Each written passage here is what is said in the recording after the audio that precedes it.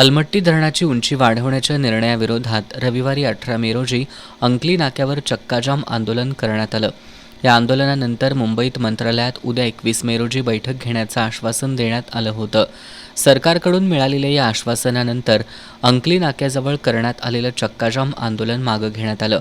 मात्र उद्या बुधवारी मंत्रालयात होणाऱ्या अलमट्टीच्या उंचीसंदर्भात होणाऱ्या बैठकीला विरोधी पक्षातील आमदार आणि खासदारांना निमंत्रण नसल्यानं याबाबत तीव्र नाराजी व्यक्त केली जातेय.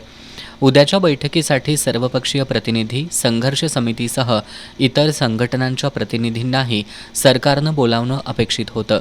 मात्र महाविकास आघाडीच्या एकाही लोकप्रतिनिधींना बोलावण्यात आलेलं नाही.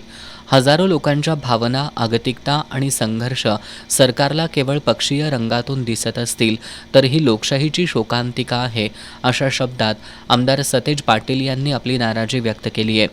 इरिगेशन फेडरेशनचे कोल्हापूर जिल्हाध्यक्ष विक्रांत पाटील किणीकर यांनी याबाबत नाराजी व्यक्त केली आहे.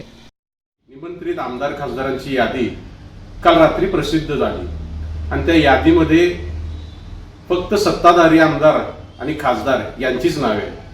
विरोधी पक्षातील कोणत्याही आमदार किंवा खासदारांचे या यादीत नाव नाही.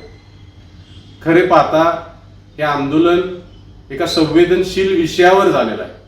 हे आंदोलन सर्वपक्षीय आहे. या आंदोलनामध्ये सामान्य नागरिकांनी हजारोंच्या संख्येनं भाग घेतला. असे असताना राज्य शासनानं या आंदोलनाच्या बाबतीत विचार करता सर्वपक्षीय लोकांना या बैठकीला बोलवणं गरजेचं होतं.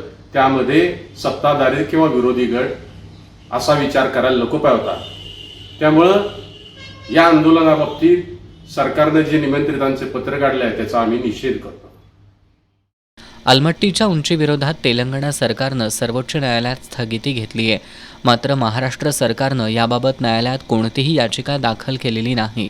त्यामुळे विरोधी पक्षातील खासदार त्याचबरोबर आमदार यांची याबाबत तीव्र भूमिका आहे. मात्र राज्य सरकार यामध्ये राजकारण आणत असल्यानं राज्य सरकारच्या भूमिकेवरच प्रश्नचिन्ह उपस्थित केलं जात आहे.